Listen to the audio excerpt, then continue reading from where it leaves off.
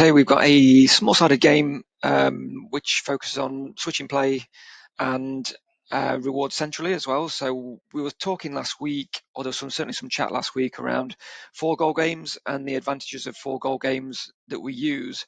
This is just an adaptation of that really. So we've got the 4 mini goals and we have 2 poled or mannequins goals centrally as well to run through. So the rules of this game are that if you score in the mini goals, that's 1 point. If you can run through or dribble through the poles in the centre, then you get 3 goals. So there's more of an emphasis on penetrating centrally than there is to scoring out wide, because that's more realistic to a game. So you can see in the animation there that they've just dribbled through centrally, so they get 3 points. But we do still reward a good switch of play and a goal out wide as well. So there should be a high scoring game, but there's more reward for central penetration. So I've got a 5v5. We're not going to use jokers or spare players in this, so it's just a straight small-sided game. You can amend that to suit, so it could be 4v4, 3v3, however many players you've got. Again, size to suit the ability of your players. So I'm just going to say a 30 by 30, but if you feel like that's not stretching them enough, then certainly move it inwards.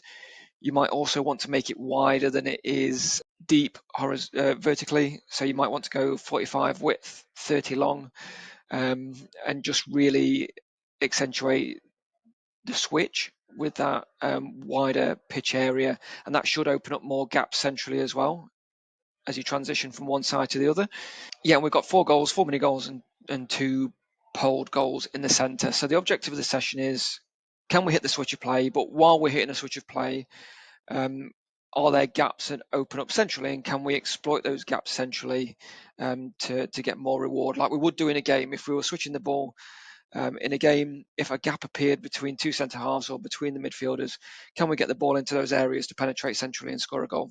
So coaching points in this drill: can we manipulate the defensive block from one side to the other? Can we invite them to press into one side with smaller passes?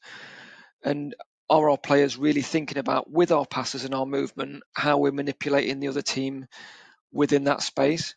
So if I'm on the left-hand side, I'm playing shorter passes to a teammate, that's going to draw the defensive block across. We're then hoping to hit a switch of play out to the right-hand side, so then we can advance on that side. Or during that switch of play, has the defensive block moved across quick enough and there's a gap centrally that our players can get into to exploit? So we're looking for that level of football IQ to really be showing here, and priorities in our football IQ as well. So if we see a gap centrally, that becomes a priority. In terms of individual coaching points, so we're looking for movement. So if we did see a gap centrally, is somebody moving into that space? We're looking for rotations in movement as well. So if the striker has come out of their position to come out wide, has somebody else moved into that gap that they've left to really occupy the space that's become available? Our timing of the movement's really important. So if a gap does appear, is someone hitting that gap at the right time and the right speed, the right pace to be able to exploit it properly? The regular things that we would look for in a small-sided game, so position scanning. Are we in the right positions to be able to switch that ball properly? Are we scanning to be able to deliver information to our teammates or act on information ourselves? And then out of possession, we could be looking at, are we protecting the centre as a priority, because the opposition get 3 points for scoring centrally? So in our defensive block, are we organised? Are we shifting across properly to stop them progressing out wide? But are we tight enough that we're stopping that opportunity centrally as well?